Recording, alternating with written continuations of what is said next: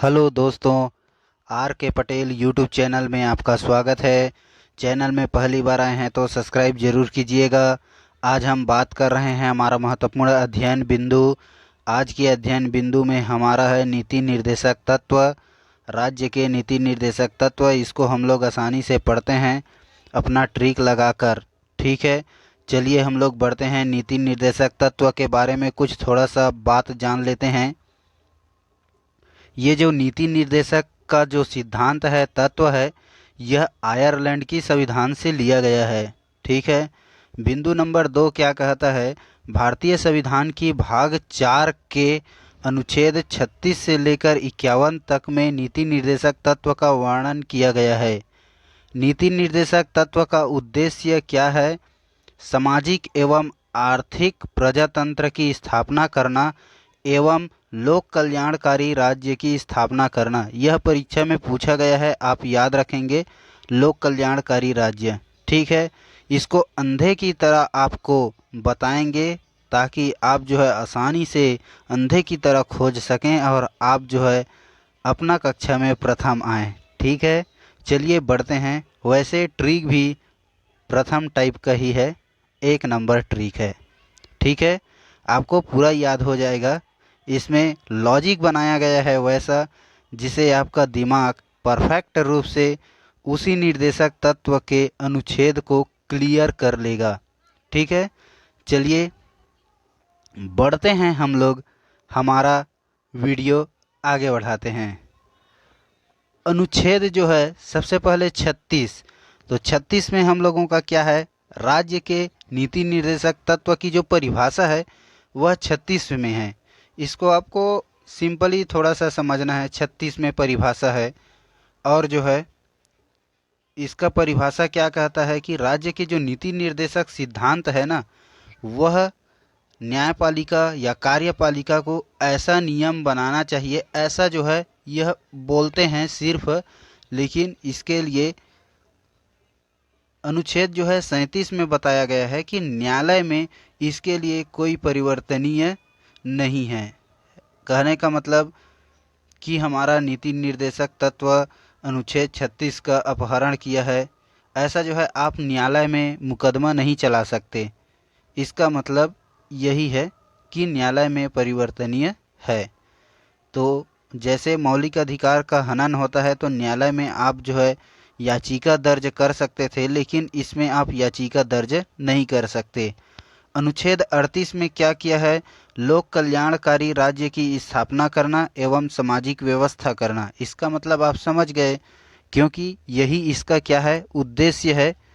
राज्य की नीति निर्देशक तत्व का उद्देश्य यही है कि लोक कल्याणकारी राज्य की स्थापना करना एवं सामाजिक व्यवस्था करना। इसमें आपको घबराने की बात नहीं है। आगे बढ़ते हैं। स्त्री स्त्री को जो है 3 रुपए दिया जाता है और पुरुष को क्या 9 रुपए दिया जाता है। मतलब ये भेदभाव है। तो इसी भेदभाव को कम किया जाए, ऐसे करके राज्य के नीति निर्देशक सिद्धांतों ने कुछ उपाय सोचा। तो उन्होंने क्या उपाय सोचा कि रोजगार में अवसर की समानता और वेतन में समानता, चाहे वह स्त्री हो या फिर पुरुष हो, ऐसा करके एक जो है अनुच्छेद बनाया गया और उस अनुच्छेद का नाम है 39 मतलब जी 39। ठीक है, तो समान कार्य के लिए समान वेतन और रोजगार के अवसर में समानता, चाहे वह स्त्री हो या पुरुष हो। इस प्रकार से अनुच्छेद जो है 39 में इसका वर्णन किया गया है। आप ट्रिक को आसानी से समझ गए। स्त्रियों को 3 रुपए दिया जाता था और पुरुष को 3 गुना दिया जाता था, मतलब 9 रुपए। इस प्रकार से आप जो है इसको समझ सकते हैं। ठीक है, यह अनुच्छेद जो है 39 में वर्णित है, इसको आप जो है आसानी से समझ सकते हैं। अब बात करते हैं अनुच्छेद 39 की क। ये क में क्या है? समान न्याय एवं निशुल्क विधिक सहायता। तो समान न्याय मतलब जैसे ऐसा ही किया गया तो पुरुष पक्ष ने दबाव किया स्त्रियों को कि यह भी स्त्री होकर हमसे बराबर का हक ले रहा है, ऐसे करके, लेकिन स्त्रियों ने न्याय मांगा और न्याय उनको समान रूप से मिला, इसलिए इसको अनुच्छेद 39 का क में रखा गया। आप इस प्रकार से इसको समझेंगे। ठीक है, आगे बढ़ते हैं हम लोगों का अनुच्छेद नंबर 40। अनुच्छेद 40 में क्या है, पंचायती राज व्यवस्था का जो प्रावधान है वह अनुच्छेद 40 में है। यहाँ पर आप देखेंगे 40 को लिखेंगे तो किस प्रकार से लिखेंगे, 40, 40 मतलब एक वर्ड आपको मिल रहा है चाल। क्या वर्ड मिल रहा है, चाल। इसको आप थोड़ा सा ओवरव्यू के पॉइंट में याद करेंगे। ठीक है, इस प्रकार से आपको समझना है। 40 में अगर 40 लिखते हैं तो आपको मिलेगा चाल, और चाल कब पड़ता है, जब हम लोग चाय पियाते हैं। तो यहाँ पर पंचायती राज, पंचायती में चाय आ गया, और इधर से 40। 3 अनुच्छेद को हमें एक साथ पढ़ना है, अनुच्छेद 41, अनुच्छेद 42, अनुच्छेद 43। अनुच्छेद 41 क्या कहता है, कुछ दशाओं में काम, शिक्षा और लोक सहायता पाने का अधिकार। इसका कहने का मतलब कि अनुच्छेद 41 में जो है एक काम मिला, एक काम मिला 41, एक काम मिला 41, कुछ दशाओं में काम, शिक्षा और लोक सहायता पाने का अधिकार। तो 41 में एक जो है काम मिला, इस प्रकार से आप इनको याद रखेंगे, 41 एक काम मिलिस, 41 एक काम मिलिस। ठीक है, अब 42 में क्या हुआ, काम की जो समय नियोजन है, न्याय संगत है एवं मानवीय दशाएं हैं, इनको जो है विशेष ध्यान दिया गया। काम करने का समय निकाला गया, कितना घंटा काम करना है, 8, 10, 12, और मानवीय दशाएं, वहाँ का जलवायु कैसा है। लेकिन महिलाएं भी आजकल कार्य में आगे हैं, मतलब फैक्ट्री में भी महिलाओं को, कुछ महिला जैसे छोटे फैक्ट्री कार्य में महिलाओं को रखा गया है, तो उनके लिए प्रसूति का भी व्यवस्था कराना, यह अनुच्छेद 42 में वर्णित किया गया। अनुच्छेद 43 में क्या किया गया, मजदूरों के लिए निर्वाह मजदूरी।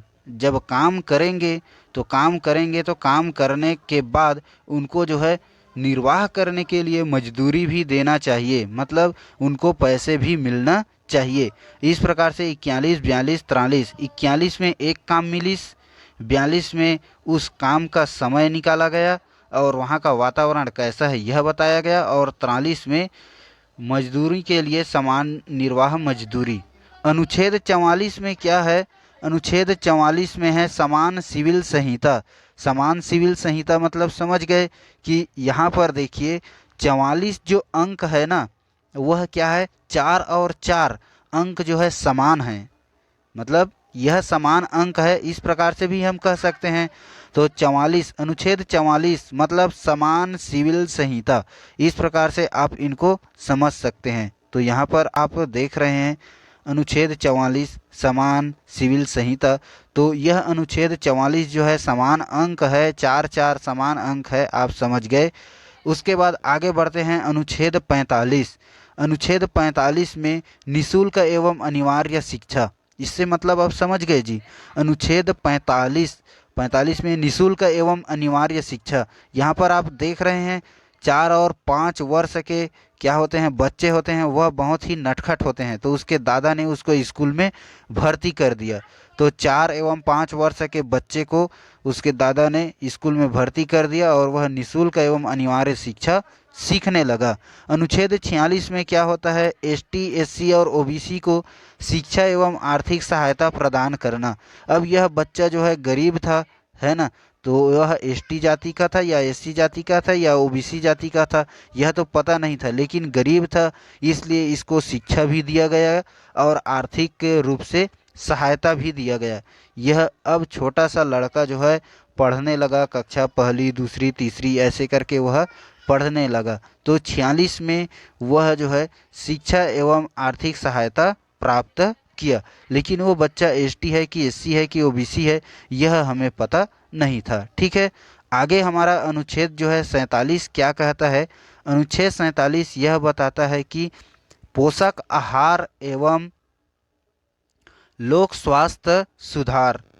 तो अनुच्छेद 47 क्या कहता है कि वह लड़का स्कूल गया, शिक्षा ग्रहण किया और वहाँ जो है पोषक पोषक आहार, चावल, सब्जी, दाल मिलने लगा।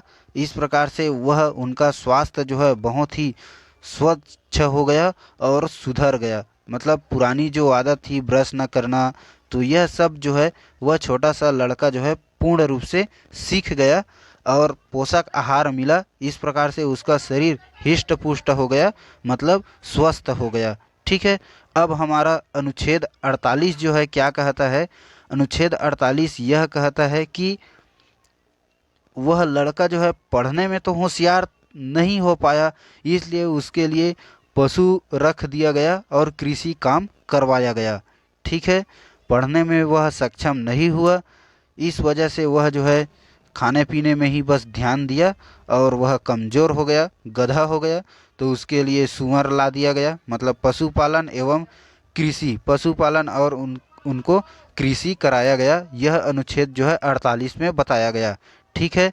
तो आप इसको याद रखेंगे 45 से लेकर पूरा जो है 48 तक।